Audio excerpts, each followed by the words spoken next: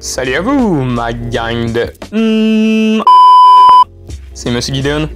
Et je suis désolé pour l'absence de vidéo dernièrement sur ma chaîne. J'ai souffert d'une appendicite, donc vous comprendrez que c'est quand même plutôt difficile de faire des vidéos pendant que tu as une douleur qui est comparable à celle d'un accouchement. Maintenant, je vais mieux et j'espère que vous allez tous très bien. Et aujourd'hui, on se retrouve pour une histoire de soir.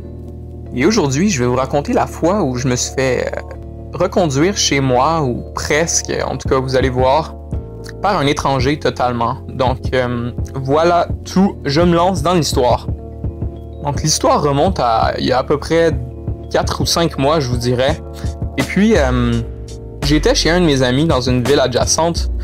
On a passé une très belle soirée, fumé du cannabis. Puis on faisait juste relaxer, jouer à Shrek Super Slam pour les connaisseurs. Ceci dit, après qu'on ait fini notre petite soirée, parce que c'était un mercredi soir et puis qu'on avait de l'école le lendemain, bien je suis rentré chez nous, puis j'avais l'intention de prendre l'autobus du transport en commun pour pouvoir rentrer à la maison. Donc là, je marche sous la neige avec ma musique, je marche un bon bout de temps, peut-être une petite demi-heure. Puis j'avais l'intention d'arrêter au McDonald's local pour pouvoir aller m'acheter un burger avant de rentrer chez moi parce que j'avais faim. Et là, en passant devant le stationnement du McDonald's, il y a une auto qui sort en même temps et puis elle avait l'air de s'arrêter à côté de moi. J'ai pas fait attention, mais j'ai continué ma route un peu. Sauf que là, j'ai entendu le son d'une fenêtre qui baissait. Puis le gars qui était à l'intérieur, il a dit « Hey! Tu veux-tu un lift? » Donc là, moi, mon réflexe tout de suite de jeune garçon bien éduqué, j'ai fait « Ah, non merci, c'est correct. » Puis là, finalement, il a fait « T'es sûr? » Et là, j'ai craqué.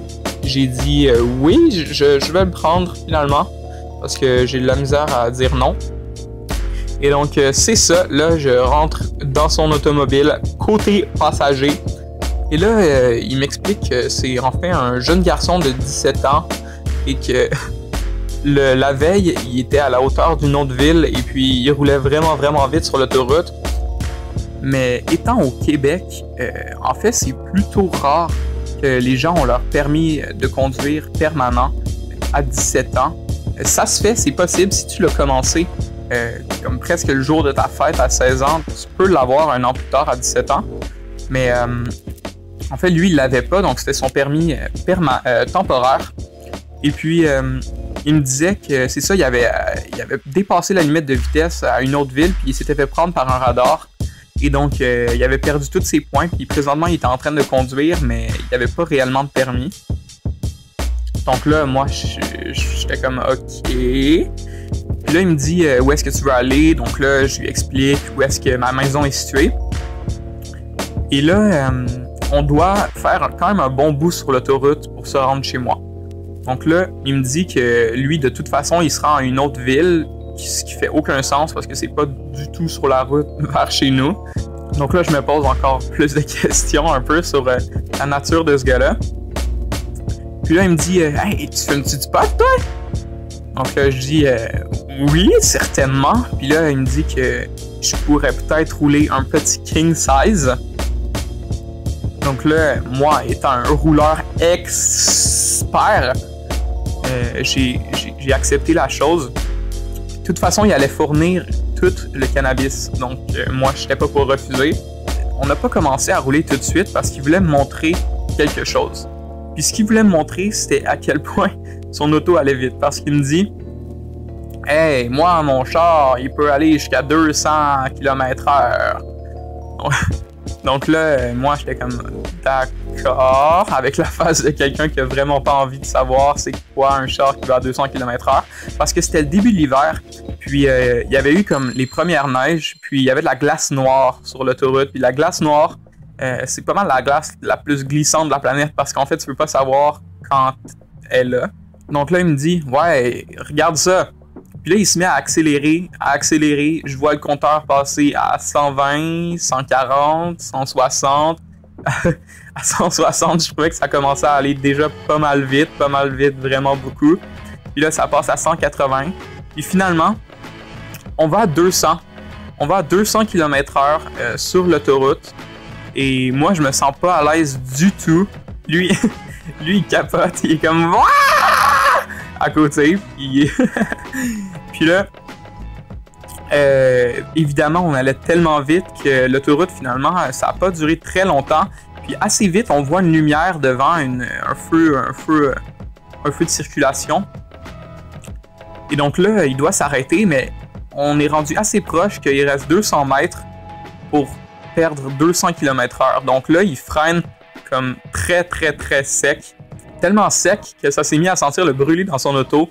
Puis là, il me dit « Oh fuck, j'ai brûlé mes freins! » Puis là, il était vraiment fru.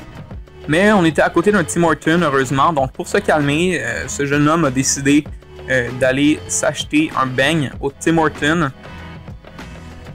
Et donc en ressortant, il a décidé d'aller faire comme un tour d'automobile dans les rues d'une petite ville à côté de chez moi.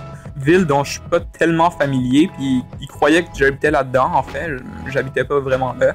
Mais là, je lui ai dit, en fait, que j'habitais pas là, puis il a décidé juste de faire de la drift dans ces rues-là, pendant que moi, j'étais censé rouler un king size.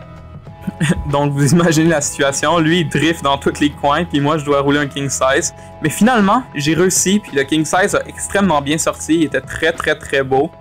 Et là, on l'a fumé ensemble. Puis d'ailleurs, il a été très généreux. Il m'en a donné presque plus que la moitié. Vient le temps où il veut aller faire le plein d'essence au dépanneur. Donc là, on s'arrête au dépanneur. Et puis, il me dit que dans le fond, il a jamais fait le plein dans son char. Mais que il met tout le temps des petits 5 ou 10 $.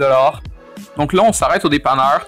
Puis moi, j'en ai vraiment assez d'être avec ce gars-là. Je comprends pas vraiment c'est quoi son but.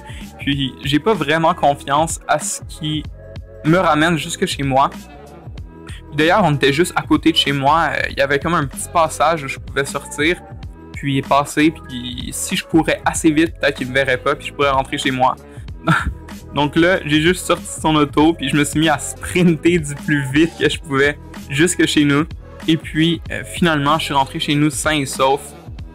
Donc, merci beaucoup d'avoir écouté cette vidéo. Si vous avez aimé, laissez-moi le savoir.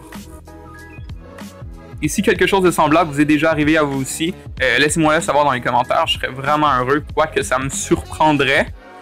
Et puis, abonnez-vous. C'est nice ici. Merci à vous.